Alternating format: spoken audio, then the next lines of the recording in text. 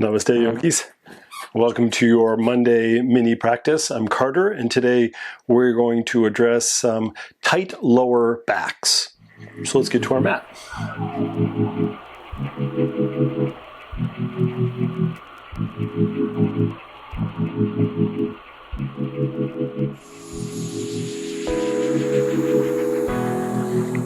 All right, yogis, let's come into child's pose. In this child's pose, bring your big toes together. Open up the knees as wide as your mat, and then think about a long spine as you walk your hands forward. Now, you don't have to come all the way down, but the direction is belly button towards the ground, and then lengthening as you bring your chest, chin, forehead towards the mat. Now, again, it may not get there, so you may be a little higher up, and that's okay. But I do want you to focus on hips towards heels and lengthening through spine, torso draws towards the floor. It's all about relaxing and softening. So relax the shoulders and soften the lower back. So we got 10 minutes. I just want to touch on different variations of movement of the back to create some space and make sure it's malleable. One more deep full breath here as you soften that lower sacrum.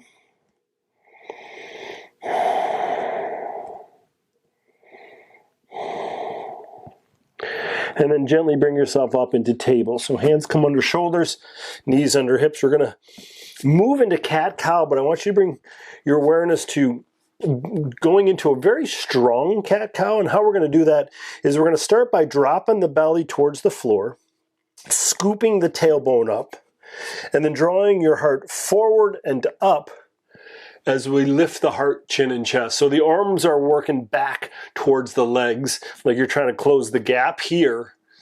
And once you get this long extension, then you're just going to move the hips a little bit from side to side. And you can even move the ribs out from side to side, and you can even move the head a little bit from side to side. So you're just exploring the edges of the sensation. Now, when we move into cat pose, we're going to do it in sections. So first, come into neutral spine. Draw your chin towards your chest first. Press your heart away from the floor so you have full extension of the shoulders. And then start to round through your mid-back. Now you're going to slowly tuck the tailbone as you engage the belly. The belly moves up towards the spine. And then tuck the chin a little bit more so you have a nice rounding of the spine. Now you're going to take the tops of the feet and you're going to press them into the ground as if you're going to pick the knees off the ground, but you're not. So you're going to activate there. Once you get all this in place, you can do the same thing we did in cow by wagging the tail, maybe moving the ribs, maybe even moving the head. And let's do it again. Neutral spine. Drop the belly, so belly button towards the floor. Scoop the tailbone up. Draw the heart forward and up. Use the arms to draw back towards the legs. Wag the tail. Exhale, neutral spine. Chin towards chest. Space between the shoulder blades as you push the floor away. Mid-spine tucks, tailbone tucks, press the tops of the feet into the ground, wag the tail. So a lot of times we look at cat-cow like really fast and a little bit sloppy, but when we're really addressing the lower back, it's very focused. Inhale one more time.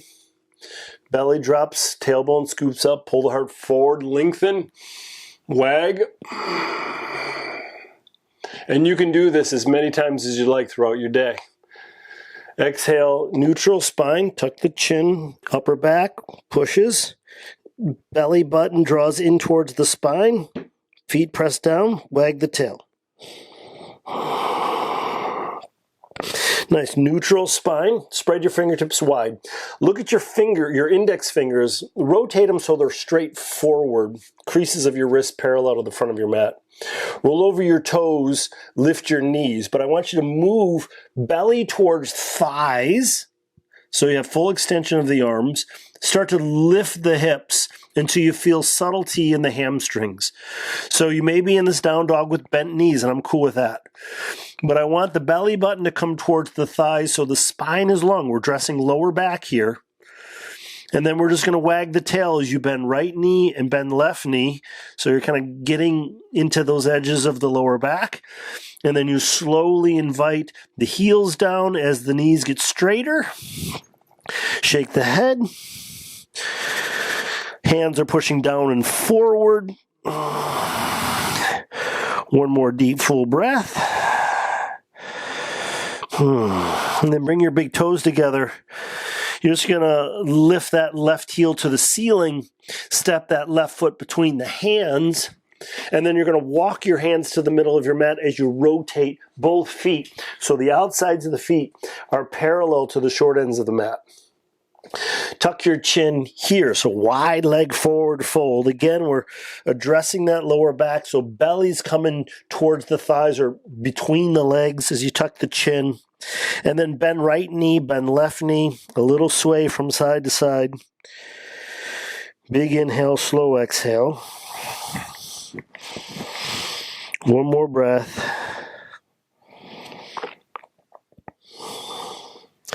And then walk your hands back to the front of your mat. Rotate your feet and drop your right knee down. Lift your torso on up. Hands come to the left thigh. Ribs and belly draw in, so tuck the tailbone. Hips sink forward till you feel it in that right hip flexor. Press the top of your right foot into the ground to activate the leg. So this hip flexor rolls up and around the hip and attaches to the lower back. So if your lower back is tight, your hip flexor is probably tight. So you're drawing the hips forward and down till you find that connection of quadricep to hip bone. And then you can move the torso a little side to side. You can move the hips a little side to side. And you can kind of play around a little bit as you move forward and back. Another breath.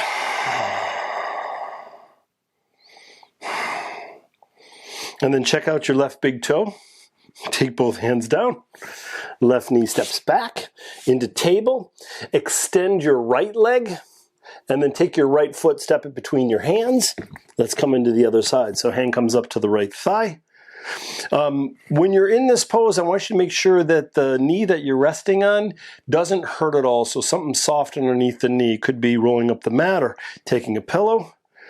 And then you're going to tuck your tailbone, so rotate that pelvis a little forward. And then you draw the hips forward and down. Find the spot. You can move that left foot around, and when you find it, press the top of the foot into the ground. Hang out for a moment. This asana is a hip opener, right? We're working towards the hip flexor. So a lot of times when we do hips, we spend a little bit more time. So you can stay here as long as you would like. Sometimes can be quite intense. One more deep full breath. All right, hands come down. Step the right foot back into table. Wag the tail side to side. Cross at your ankles, roll over your feet. Extend your legs out in front of you, give them a little shake. Bend your right knee, take your right foot over your left thigh. Twist to your right hand comes to the floor, and you can take the left hand to the right knee as you twist, or the crease of the elbow around the knee as you twist, or take that left elbow over that right knee as you twist. Each one has a little bit different variation. Doesn't mean that one's better than the other. You're just going to feel what's going on. One more deep full breath here. All right, back to center. Hands behind you. Unwrap the legs. Give them a shake. Let's try the other side. Left knee bends. Left foot over right thigh. Either hand to left knee, crease of the elbow around the knee, or right elbow over the left knee. Big inhale, slow exhale. And we're not rushing it. We're giving ourselves a couple breaths to soften the connective tissue. Find out where we are. And this 10-minute practice is, it's not going to necessarily fix anything. It's going to give you an inventory of knowing where you're at. So if you find a pose that really addresses some of the issues that you're having, go back to it, hang out there for a little longer, dive into it, make sure you have enough time to know where you're at. Inhale back to center, hands behind you. Extend the legs, give them a shake. Bend the knees, bring your feet to the floor, and just drop your knees to the left. Twist to the right.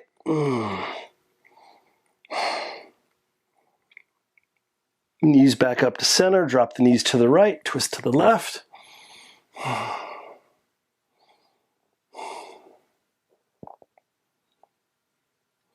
Inhale, knees come back up to center. Cross your shins, right in front of left or left in front of right. Hands to knees. Make some circles with the torso in one direction.